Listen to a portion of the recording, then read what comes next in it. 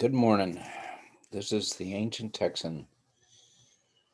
Oh, it's drizzly and cold Saturday morning. I was going to go out this morning, dig up trees with my lady. Those random trees that appear where you don't want them, move them to where we do want them. Have an ambition to have a whole side of my yard, make it into a forest. Live on a little bit more than an acre. Love trees, come from El Paso.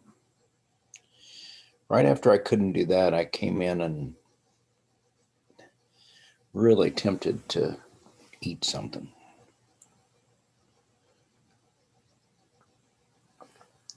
I'm on a diet that I kind of created myself.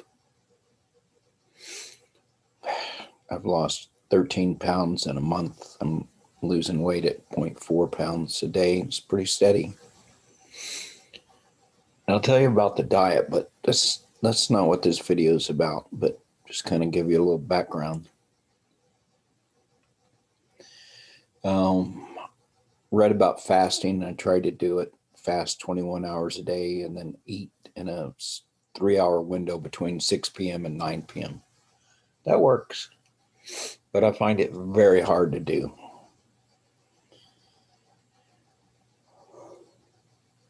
So I modified that. If you're going to cheat on that 21-hour fast, you cheat with something that has zero carbohydrates or, 2 or 3 grams at the most. Basically stuff like an egg or a little bit of cheese on your egg, or you could have a green salad and, look at the dressing you're putting on it, make sure it's low carb.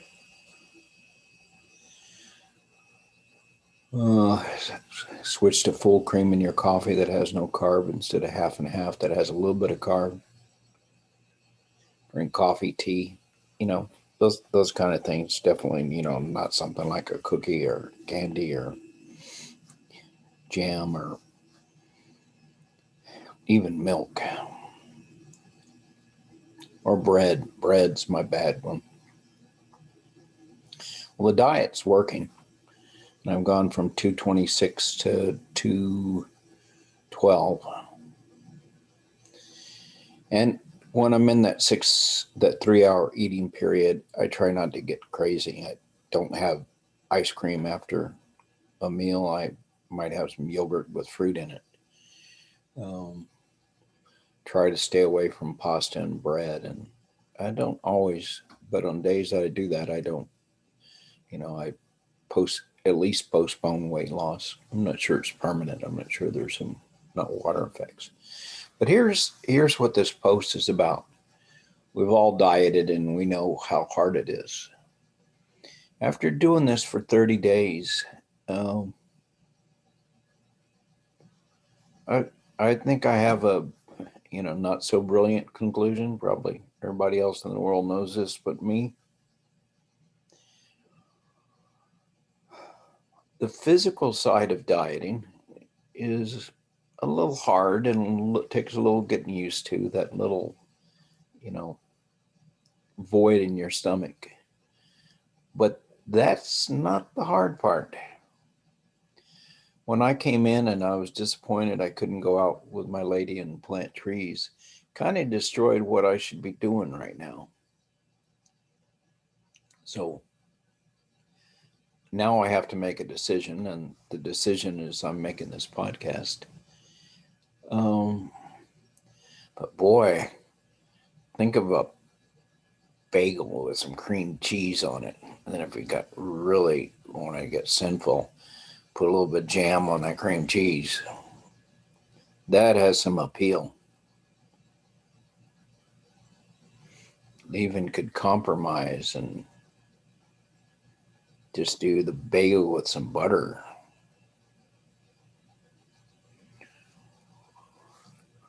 You can go from there. But what that bagel is doing, it's kind of giving me purpose for the next, 15 minutes of my life to warm up the bagel and get out the cheese and cut it and sit down and have it. So it's kind of given me some focus and some meaning.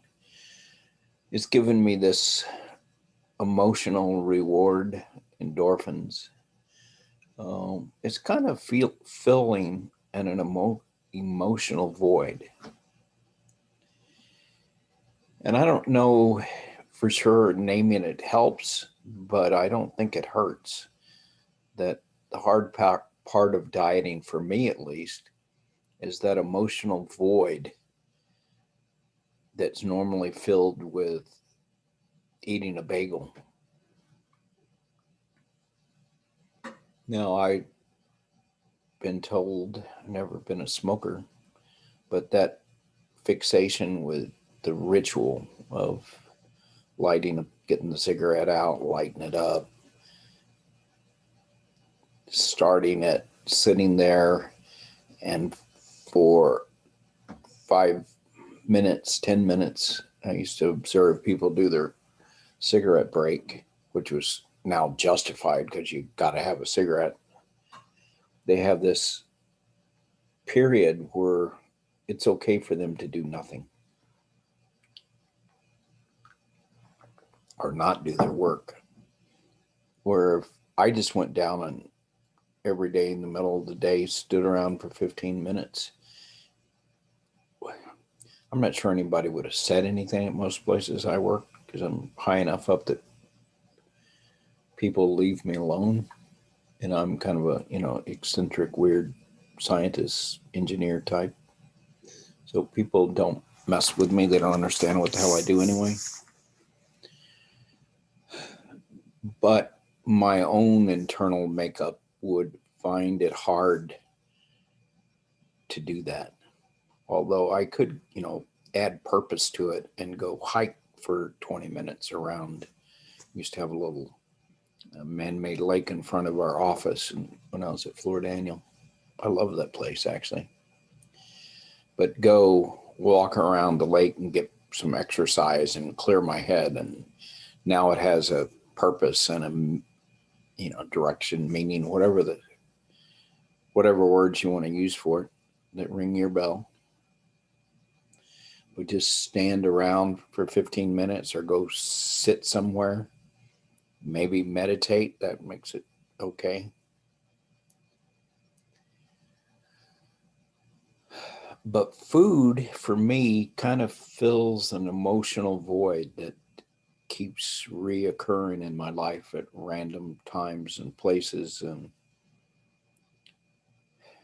the kind of feeling when I don't quite know what to do next. I think I should be doing something important, should be saving the world.